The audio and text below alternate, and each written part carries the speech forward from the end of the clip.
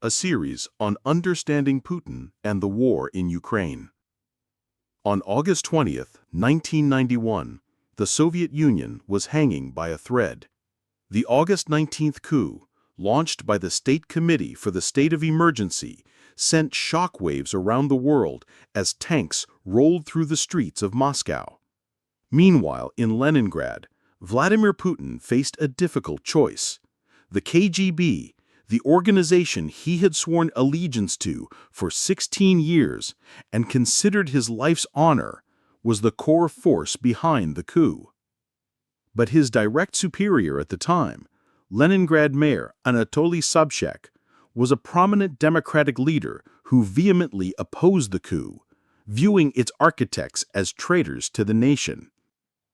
With a calm and resolute demeanor, Putin officially submitted his resignation to the KGB, tying his fate completely to Sobchak's. This high-stakes gamble marked the most important turning point in Putin's life. And to understand why Putin made this choice, we must first get to know the man who made waves before and after the collapse of the Soviet Union, the Russian public intellectual Anatoly Sobchak. As the soul of modern Russia, Putin's story is a long journey that will take dozens of installments to tell. Staring at a screen for too long can strain your eyes. Why not try a different way? Turn off the screen and let your ears take in the story. Click on the soda music icon in the bottom left corner of the video to switch to audio-only mode. The story will continue to play even after you lock your screen, and you can set a sleep timer for extra convenience. Listen to Putin's entire journey from the KGB to the presidency, all in one go. Who was Anatoly Sobchak? In a word, Sobchak was a classic public intellectual. He was a classic legal elite nurtured within the Soviet system. Born in 1937 to an ordinary family in Chita, Siberia, his excellent grades after World War II got him into the law department of Leningrad State University. After graduating, he worked for many years in the Soviet legal and academic fields. In 1973, at the age of 36, Sobchak transferred from the Leningrad Pulp and Technology Institute back to his alma mater, Leningrad State University, to become an associate professor in the law department. On this new platform, his powerful public speaking skills and personal charisma were on full display.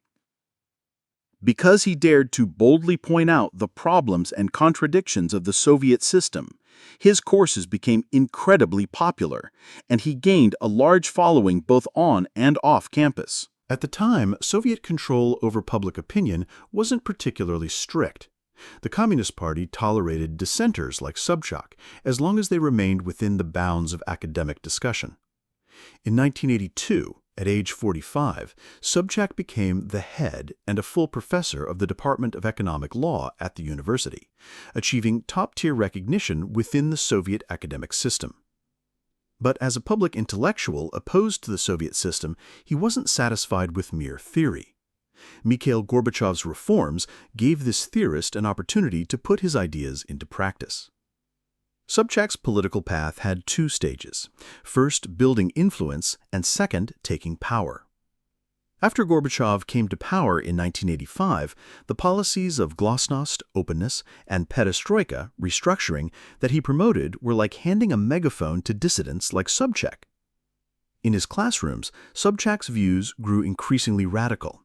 He fiercely attacked the Soviet planned economy and openly promoted Western market concepts, packaging Western capitalism as a panacea for all of the Soviet Union's problems. While these views were sometimes one-sided, they quickly transformed him from a popular professor into the smartest man in Leningrad. After he had built his influence, Gorbachev handed him an opportunity to take power. In 1989, the Soviet Union held its first-ever elections for the Congress of People's Deputies. Sobchak sensed an opportunity, immediately tossed aside his textbooks, and ran as an independent candidate. As it turned out, an unrestrained public intellectual could indeed attract a huge number of followers. He was first elected as a representative for the Leningrad district, and then, in that capacity, entered the Moscow Kremlin to attend the first USSR Congress of People's Deputies. There, his exceptional debating skills quickly made him one of the most eye-catching representatives. He joined forces with physicist Andrei Sakharov and the more famous Boris Yeltsin to launch the Soviet Union's first official opposition group, the Interregional Deputies Group. If Yeltsin's base of power was Moscow, then Sobchak's was Leningrad. Leveraging the prestige he had built in Moscow, Sobchak returned to Leningrad in early 1990 and in May was successfully elected chairman of the Leningrad City Soviet. In just 2 short years, he had completed a triple jump from university professor to people's representative to a top regional leader. However, as an academic, he had no political team of his own. To solve this problem, the first key person he thought of was his former student, the low-profile and reliable KGB lieutenant colonel who had recently returned from East Germany, Vladimir Putin. In the spring of 1990, Putin chose to stay in his hometown of Leningrad. While retaining his KGB status, he took a job as an assistant to the rector of Leningrad State University, responsible for international affairs. His original intention was to stay close to his family in the increasingly chaotic environment, but he wouldn't remain idle for long. In May, when Sobchak was elected chairman of the Leningrad City Soviet, he immediately invited Putin to join his team. In June 1990, Putin officially accepted the appointment, becoming Sobchak's advisor on international affairs. He wasn't the only one Sobchak recruited.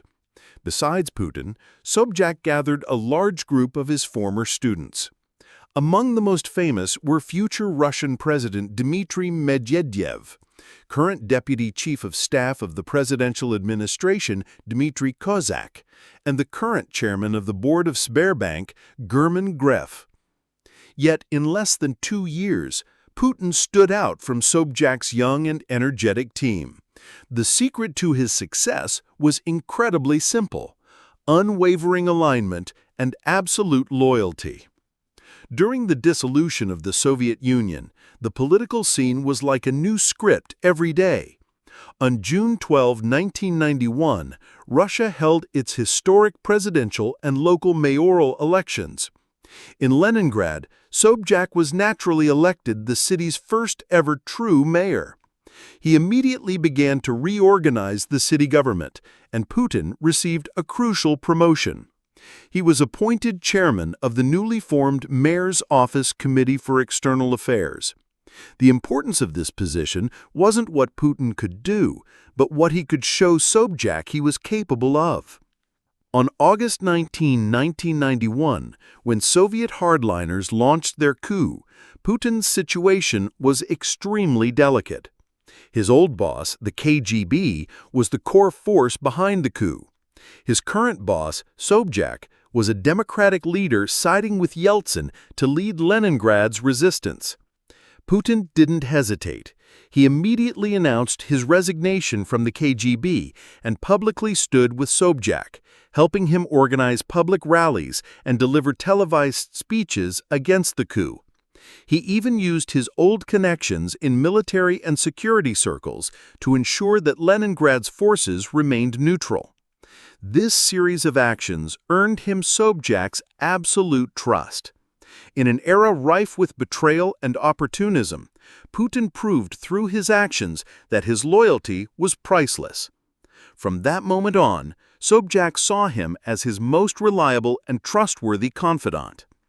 After the coup, Putin's authority expanded rapidly.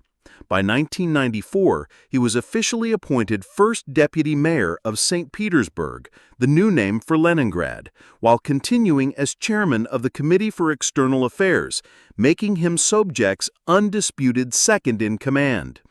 He began overseeing powerful departments like the city police and the prosecutor's office, and was responsible for managing city property and issuing business licenses. In the eyes of the public, Putin was the real mayor of St. Petersburg, earning him the nickname the Grey Cardinal of the city. Meanwhile, Sobchak focused on being a public figure. He frequently gave interviews, delivered speeches, and wrote articles articulating his vision for reform. As far as he was concerned, he was on par with Yeltsin in terms of prestige and had an even better image in the West. From 1991 to 1994, Sobchak was the #1 political figure outside of Moscow and was widely considered a potential presidential rival or successor to Yeltsin. But while these two brothers in arms could stand together to topple the Soviet Union, they were like fire and water when it came time to share power. In 1993, Sobchak was a core member of the committee drafting the new Russian constitution, but due to ideological differences, he heavily criticized some of Yeltsin's methods. From then on, Yeltsin began to see him as a disobedient, contrarian, and ambitious political threat. The Kremlin began to throw obstacles in his path. In the 1996 St. Petersburg mayoral election, Yeltsin secretly supported Sobchak's opponent, who went on to win. The 1996 election defeat brought an end to Sobchak's political career. After leaving office, he was caught in a web of endless investigations by his political rivals.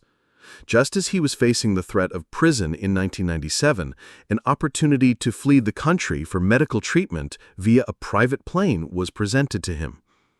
It was only after arriving in Paris that Sobchak learned that the person who had arranged his escape was none other than his loyal student, Putin.